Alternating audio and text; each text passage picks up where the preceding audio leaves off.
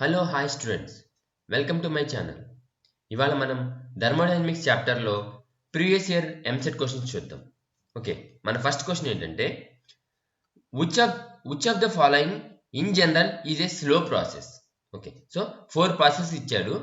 ఈ 4 ప్రాసెస్లో ఏ process slow process చెప్పమంటారు అనమాట. ఓకే, దీనికి ఆన్సర్ ఏంటిది? Isothermal process is the slow process.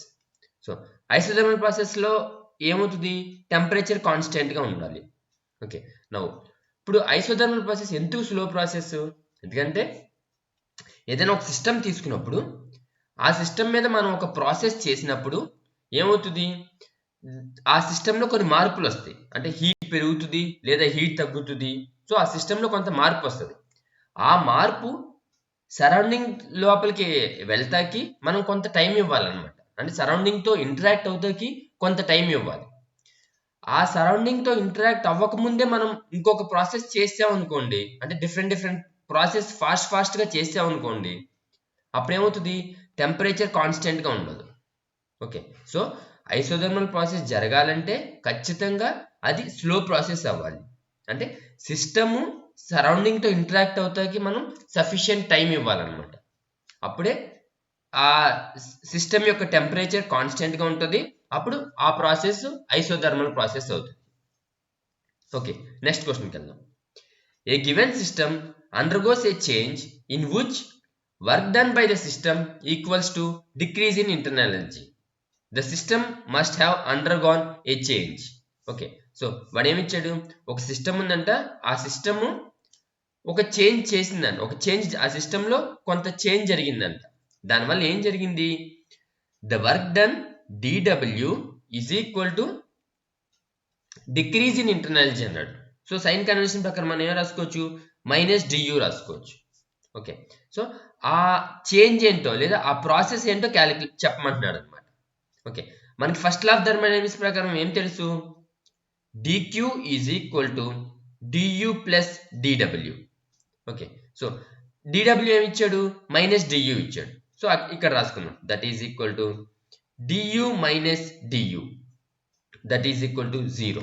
Okay, so dq ఏమొచ్చింది? dq is equal to 0. అంటే change in heat of the system or change in heat energy of the system is 0. ఎప్పుడు 0 అవుతుంది? q is equal to constant, అంటే heat constant అయినప్పుడు. So ఏ ప్రాసెస్లో heat constant అవుతుంది? Adiabatic ప్రాసెస్లో హీట్ కాన్స్టెంట్ అవుతుంది. సో ఇక్కడ ఈ సిస్టమ్ ఏ చేంజ్ జరిగింది? ఎడియాబాటిక్ చేంజ్ జరిగింది అనమాట. ఓకే, మన నెక్స్ట్ క్వశ్చన్కి వెళ్దాం. మన నెక్స్ట్ క్వశ్చన్ ఏంటిది? ఓకే, సో ఏమిచ్చాడు మన next question? Delta W is 0 for the process. Okay, so ఇది ఒక ప్రాసెస్ జరిగిందంట. ఆ ప్రాసెస్లో ఏం జరిగిందంట? చేంజ్ ఇన్ వర్క్ డన్ 0 అయిందంట.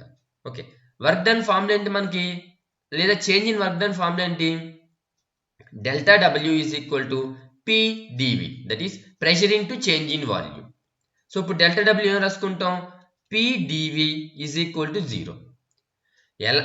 ఎలాగో ప్రెషర్ 0 అవ్వదు. ఎందుకని? సిస్టమ్ యొక్క ప్రెషర్ ఎప్పుడు 0 అవ్వదు, ఎంతో కొంత వాల్యూ ఉంటుంది. సో మనకు తెలిసింది, ఇంకా మనకి కుదిరే పాసిబిలిటీ ఏంటి? dV is equal to 0, that is change in volume is 0. ఇది ఎప్పుడు జరుగుతుంది? when volume is constant. Okay, so ఏ ప్రాసెస్లో వాల్యూమ్ కాన్స్టెంట్ ఉంటుంది? ఐసోకోరిక్ ప్రాసెస్లో వాల్యూమ్ కాన్స్టెంట్ ఉంటుంది. సో ఈ ప్రాసెస్ ఏం ప్రాసెస్ అంటే ఐసోకోరిక్ ప్రాసెస్. ఓకే, ఇప్పుడు మన నెక్స్ట్ క్వశ్చన్కి వెళ్దాం. మన నెక్స్ట్ క్వశ్చన్ ఏంటి? 3 designs are proposed for an engine which is to operate between 500 Kelvin and 300 Kelvin. Design A claims to produce 150 joules of work per 1000 joules of heat input. Design B produce 450 joules of work per 1000 joules, and design C 300 joules of work per 1000 joules. Which design would you choose? Okay, so వాడు ఏమి ఇచ్చాడు? వాడు 3 designs ఇచ్చాడు అనమాట. ఏంటిది? Design A, design B, design C. Okay, so ఆ 3 డిజైన్లు, అంటే ఈ ఏబిసి డిజైన్లు ఏ టెంపరేచర్స్ దగ్గర వర్క్ అవుతుంది? 500 కెల్విన్, 300 కెల్విన్. అంటే హాట్ రిజర్వాయర్ యొక్క టెంపరేచర్ 500 కెల్విన్, కోల్డ్ రిజర్వాయర్ యొక్క టెంపరేచర్ 300 కెల్విన్. అంటే సోర్స్ యొక్క టెంపరేచర్ ఏమో 500, సింక్ యొక్క టెంపరేచర్ ఏమో 300 కెల్విన్. ఓకే, మూడిట్లో అలాగే జరుగుతుంది అనమాట. Okay, so 500, 300. అయితే డిజైన్ ఏమైంది, డిజైన్ ఏ ఏమైంది, 1000 జౌల్స్ ఆఫ్ హీట్ తీసుకుని 150 జౌల్స్ ఆఫ్ వర్క్ చేసిందంట. ఓకే, అలాగే డిజైన్ బి ఏం చేసింది, అదే 1000 జౌల్స్ ఆఫ్ హీట్ తీసుకుని 450 జౌల్స్ ఆఫ్ వర్క్ చేసిందంట. అలాగే డిజైన్ సి ఏం చేసింది, అదే 1000 జౌల్స్ ఆఫ్ హీట్ తీసుకుని 300 జౌల్స్ ఆఫ్ వర్క్ చేసిందంట. ఓకే, సో ఇప్పుడు ఈ 3 డిజైన్లో మీరు ఏ డిజైన్ని చూస్ చేసుకుంటారు అన్నది క్వశ్చన్ అనమాట. సో ఇప్పుడు మనకి ఎఫిషియన్సీ ఆఫ్ కార్నట్ ఇంజిన్ ఫార్ములా ఏంటి, eta is equal to work done by the engine by heat absorbed from the source. Okay, so ఇది ఈటా ఫార్ములా అనమాట. ఇక్కడ మీరు గమనిస్తే heat absorbed from the source అన్నిట్లో కాన్స్టెంట్, 1000 జౌల్స్, ఏలో 1000 జౌల్స్, బిలో 1000 జౌల్స్, సిలో కూడా 1000 జౌల్స్. అంటే ఇప్పుడు మనకి ఎఫిషియన్సీ దేని మీద డిపెండ్ అవుతుంది, work done by the engine మీద డిపెండ్ అవుతుంది. ఎందుకని, క్యూ సోర్స్ ఫిక్స్డ్ కాబట్టి. ఓకే, సో నెక్స్ట్ ఈ 3 డిజైన్లో మనం ఏ డిజైన్ని చూస్ చేసుకుంటాం, ఏ డిజైన్లో అయితే మనకి ఎఫిషియన్సీ ఎక్కువ వస్తుందో దాన్ని చూస్ చేసుకుంటాం. అయితే మనం ఏమనుకున్నాం, ఎఫిషియన్సీ ఇప్పుడు ఈ కేసులో దేని మీద డిపెండ్ అవుతుంది, work done by the engine మీద డిపెండ్ అవుతుంది. సో ఈ 3 కేసుల్లో ఏ కేసులో అయితే work done by the engine ఎక్కువ అవుతుందో దానికి ఎఫిషియన్సీ ఎక్కువ. సో ఎఫిషియన్సీ ఎక్కువ కాబట్టి మనం ఆ సిస్టమ్ని చూస్ చేసుకోవాలి, లేదా ఆ ఇంజిన్ని చూస్ చేసుకోవాలి. ఇప్పుడు మీరు గమనిస్తే అన్నిటికంటే సిస్టమ్ బి ఎక్కువ వర్క్ ఇస్తుంది, 450 జౌల్స్ ఆఫ్ వర్క్ ఇస్తుంది. అంటే ఈ సిస్టమ్ బి యొక్క ఎఫిషియన్సీ చాలా ఎక్కువ అన్నమాట. సో మనం ఏ డిజైన్ని చూస్ చేసుకోవాలి, బి డిజైన్ని చూస్ చేసుకోవాలి to get maximum efficiency. Okay, so అది దీని ఆన్సర్ అనమాట, బి అనేది దీనికి ఆన్సర్ అనమాట. అయితే ఇక్కడ ఒక పాయింట్ గమనించాలి, పాయింట్ ఏంటంటే ఈ ABC designs same source temperature, same sink temperature దగ్గరే ఉన్నాయి, same source temperature, same sink temperature దగ్గర ఉన్నాయి, కానీ వాటి యొక్క ఎఫిషియన్సీ మారిపోయింది. అంటే ఇక్కడ ఏం మార్చాము, వర్కింగ్ సబ్స్టెన్స్లు మార్చాము అనమాట. సో వర్కింగ్ సబ్స్టెన్సెస్ మార్చేటప్పటికి ఏమైంది, వాటి యొక్క ఎఫిషియన్సీ మారిపోయింది. అంటే ఒక కార్నాట్ ఇంజిన్ ఫిక్స్ చేసుకున్నప్పుడు అంటే అర్థం ఏంటి, దాని యొక్క సోర్స్ టెంపరేచరు, దాని యొక్క సింక్ టెంపరేచర్ ఫిక్స్ చేసేసుకున్నప్పుడు మనం ఎఫిషియన్సీ మార్చాలంటే వర్కింగ్ సబ్స్టెన్స్ని మార్చాల్సి వస్తుంది అనమాట. ఓకే, ఇప్పుడు మన నెక్స్ట్ క్వశ్చన్కి వెళ్దాం. మన నెక్స్ట్ క్వశ్చన్ ఏంటి, a Carnot engine having an efficiency of 1/5 as a heat engine is used as refrigerator. If the work done on the system is 50 joules, the amount of energy absorbed from the reservoir at low temperature is. Okay, so వాడు ఏమి ఇచ్చాడు, ఇది ఒక Carnot engine అంట, ఈ Carnot engine యొక్క efficiency ఎంత ఇచ్చాడు, ఈటా ఈజ్ ఈక్వల్ టు 1/5. ఇప్పుడు ఈ కార్నాట్ ఇంజిన్ ఎలా పనిచేస్తుందంట, రిఫ్రిజిరేటర్ లాగా పనిచేస్తుందంట. అయితే ఈ రిఫ్రిజిరేటర్లో ఏం చేసింది, ఈ సిస్టమ్ మీద ఎంత వర్క్ చేశారు, W is equal to 50 joules అనే వర్క్ చేశారంట. చేస్తాం వల్ల ఈ రిఫ్రిజిరేటర్లో ఈ సింక్ నుంచి ఎంత హీట్ తీసుకుందో క్యాలిక్యులేట్ చేయమంటారు. ఓకే, సో మనకి coefficient of performance of refrigerator formula ఏంటి, beta is equal to heat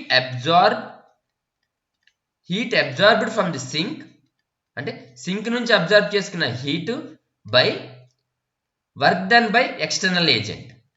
okay, work done by external agent. Okay, ఇది బీటా ఫార్ములా అనమాట.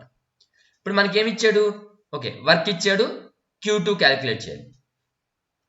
దీని నుంచి Q ఎలా రాసుకోవచ్చు, Q is equal to beta into work done by external agent.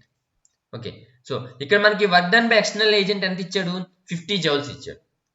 అయితే మనకేం తెలుసు, బీటా యొక్క వాల్యూ ఖచ్చితంగా దేనికి మధ్య ఉంటుంది, జనరల్గా 2 to 6 మధ్యలో ఉంటుంది.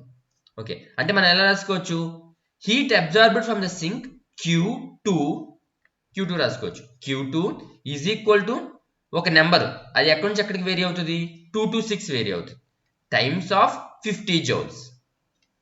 అప్పుడు Q2 ఏమవుతుంది, ఖచ్చితంగా 100 కంటే ఎక్కువ ఉంటుంది అనమాట. మినిమం 2 తీసుకుంటే 100 అవుతుంది, 100 కన్నా ఎక్కువ అవుతుంది అనమాట. సో ఆప్షన్ ఏమవుతుంది, థర్డ్ ఆప్షన్ అవుతుంది. ఇది ఒక షార్ట్ కట్ అనమాట.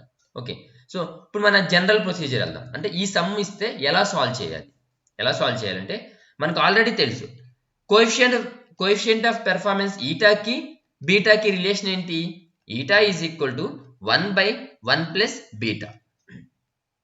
ఓకే, దీని నుంచి బీటా ఎలా రాసుకోవచ్చు, that implies beta is equal to 1/ఈటా మైనస్ 1. దట్ ఇంప్లైస్ ఈటా ఎంత ఇచ్చాడు మనకి, 1/5 ఇచ్చాడు. That is 1 whole divided by 1/5 minus 1, that is equal to 4 అవుతుంది. అంటే బీటా మనకి ఎంత ఇచ్చాడు, 4 ఇచ్చాడు. ఇప్పుడు మనం ఈ ఎక్స్ప్రెషన్ ఉపయోగిద్దాం. The heat absorbed from the sink Q2 will be equal to 4 times of external work done. External work done ఎంత, 50 joules. That is equal to 200 joules heat. అంటే ఇప్పుడు ఈ రిఫ్రిజిరేటర్ ఏం చేస్తుంది, ఈ రిఫ్రిజిరేటర్ మీద external agent 50 joules of work చేసి sink నుంచి ఎంత హీట్ తీసుకుంటుంది, 200 జౌల్స్ ఆఫ్ హీట్ తీసుకుంటుంది అనమాట. ఓకే, ఇక్కడ మీరు ఒక పాయింట్ గమనించాలి, కార్నాట్ ఇంజిన్ రిఫ్రిజిరేటరు చూస్తే సిమిలర్గా ఉంటుంది. కాకపోతే ఏమవుతుంది, కార్నాట్ ఇంజిన్ ఏమో సోర్స్ నుంచి హీట్ తీసుకుని వర్క్ చేస్తుంది. ఓకే, రిఫ్రిజిరేటర్ ఏం చేస్తుంది, ఎక్స్టర్నల్ ఏజెంట్ సాయంతో ఏం చేస్తుంది, సింక్ నుంచి హీట్ తీసుకుంటుంది అనమాట. ఓకే, అదొక పాయింట్. నెక్స్ట్ పాయింట్ ఏంటి, ఇక్కడ Carnot engine refrigerator same source temperature, same sink temperature దగ్గరే ఉంది, కానీ వాటి యొక్క యాక్షన్ మారిపోయింది. ఓకే, అది దేని మీద డిపెండ్ అవుతుంది, వర్కింగ్ సబ్స్టెన్స్ మీద డిపెండ్ అవుతుంది అనమాట. ఓకే, ఇప్పుడు మన నెక్స్ట్ క్వశ్చన్కి వెళ్దాం. A Carnot engine whose efficiency is 40% takes in heat from source maintained at a temperature of 500 Kelvin. It is desired to have an engine of efficiency 60%. Then the intake temperature for the same sink temperature must be. Okay, so వాడు ఏమి ఇచ్చాడు, ఇది ఒక Carnot engine అంట. ఆ Carnot engine యొక్క efficiency ఎంత ఇచ్చాడు, 40%, అంటే 0.4 ఇచ్చాడు అనమాట. ఓకే, ఈ కార్నాట్ ఇంజిన్ ఏం చేస్తుంది, 500 కెల్విన్ టెంపరేచర్ దగ్గర సోర్స్ నుంచి హీట్ తీసుకుంటుంది. ఓకే, ఇప్పుడు ఇదే కార్నాట్ ఇంజిన్ని మనం ఏం చేయాలి, దాని యొక్క ఎఫిషియన్సీ పెంచాలంట. ఎక్కడికి పెంచాలి, ఈటా ఈజ్ ఈక్వల్ టు 0.6కి పెంచాలి. ఓకే, అప్పుడు వాడు ఏం చేస్తున్నాడు, అలా పెంచాలంటే ఈ సోర్స్ టెంపరేచర్ T1 డాష్ ఎంత అవ్వాలని చెప్తున్నాడు అనమాట. ఓకే, T1 డాష్ ఎంత అవ్వాలో చెప్తున్నాడు. అయితే ఇంకో పాయింట్ ఏంటి, బిఫోర్ సింక్ టెంపరేచర్ ఎంత టెంపరేచర్ దగ్గర అయితే ఉందో, ఎఫిషియన్సీ పెంచుతా చేసిన మాడిఫికేషన్లో కూడా సింక్ టెంపరేచర్ అంతే ఉందన్నమాట. అంటే T2 డాష్ ఏమవుతుంది, T2 అవుతుంది అనమాట. ఓకే, సో ఇప్పుడు అలా అవ్వాలన్నమాట. వాడు ఏం క్యాలిక్యులేట్ చేయమన్నాడు, ఈ T1 డాష్ ఎంతో క్యాలిక్యులేట్ చేయమన్నాడు. ఎఫిషియన్సీ ఫార్ములా ఏంటి, eta is equal to 1 minus T2/T1, అంటే 1 minus sink temperature by source temperature. ఇక్కడ మీకు గమనిస్తే సింక్ టెంపరేచర్ కాన్స్టెంట్ అనమాట, సింక్ టెంపరేచర్లో ఎటువంటి మార్పు లేదు. అంటే ఇప్పుడు ఇక్కడ ఎఫిషియన్సీ దేని మీద డిపెండ్ అవుతుంది, సోర్స్ టెంపరేచర్ మీద డిపెండ్ అవుతుంది. ఓకే, సో ఈ రిలేషన్ నుంచి మనకి ఏం తెలుస్తుంది, సోర్స్ టెంపరేచర్ కనుక పెంచితే ఎఫిషియన్సీ పెరుగుతుంది అనమాట.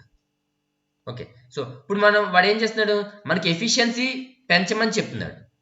సో ఎఫిషియన్సీ పెంచమని చెప్తున్నాడంటే ఖచ్చితంగా మనం ఏం చేయాలి, సోర్స్ టెంపరేచర్ పెంచాలి. ఫస్ట్ కేసులో, ఇక్కడ వరకు ఫస్ట్ కేసు అనుకుందాం. ఫస్ట్ కేసులో సోర్స్ టెంపరేచర్ ఎంత ఉంది, 500 కెల్విన్ ఉంది.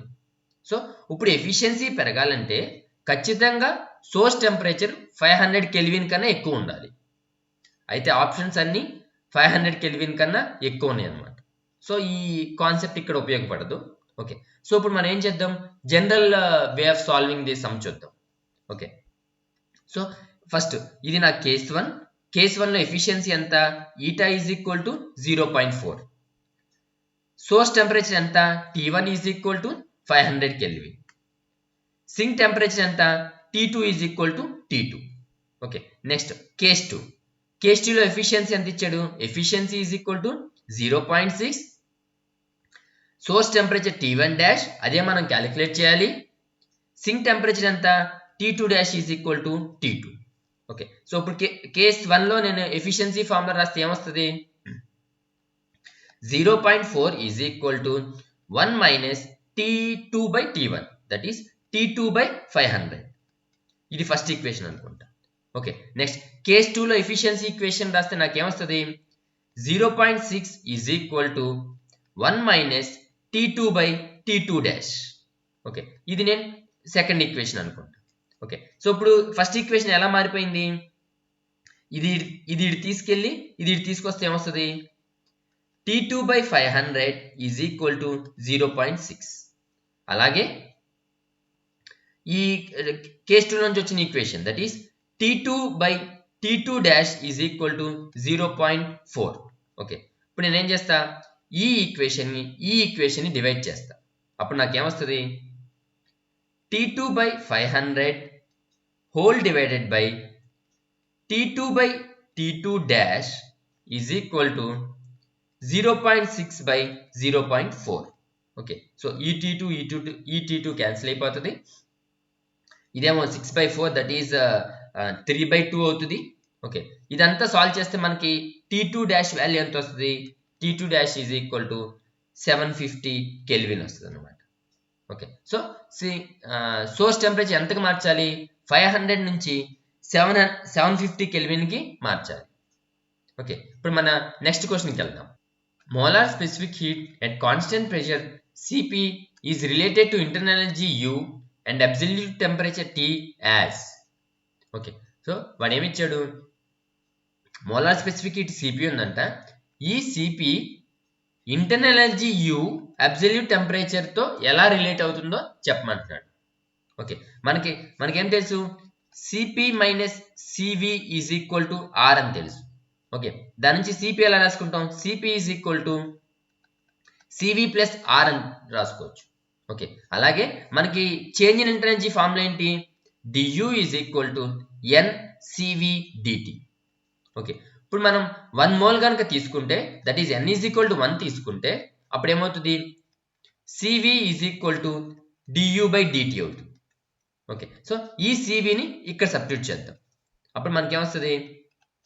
Cp is equal to Cv that is du by dt plus R అవుతుంది. ఓకే, సో దీని ఆన్సర్ ఏమవుతుంది? థర్డ్ ఆప్షన్ అవుతుంది. ఇంకా మీకు ఎటువంటి డౌట్స్ ఉన్నా నా కామెంట్ సెక్షన్లో కామెంట్ చేయండి. నేను ప్రతి కామెంట్కి రిప్లై ఇస్తాను. అలాగే ఈ వీడియో కనుక మీకు ఉపయోగపడుతుంది అనుకుంటే మీ ఫ్రెండ్స్కి షేర్ చేయండి. ఇప్పుడు దాకా నా ఛానల్ కనుక సబ్స్క్రైబ్ చేసుకోకపోతే సబ్స్క్రైబ్ చేసుకోండి. నేను మీ నుంచి ఆశిస్తుంది ఏమన్నా ఉందంటే ఒక సింగిల్ లైక్ అన్నమాట. ఓకే, ఎందుకంటే మీరు ఇచ్చే ఆ సింగిల్ లైక్ నాకు మంచి ఎంకరేజ్మెంట్ ఇస్తుంది. ఇంకా నేను ఫ్యూచర్ వీడియోస్ ఇంకా ఎక్కువ చేసే అవకాశం ఉంటుంది అన్నమాట. Okay, thank you.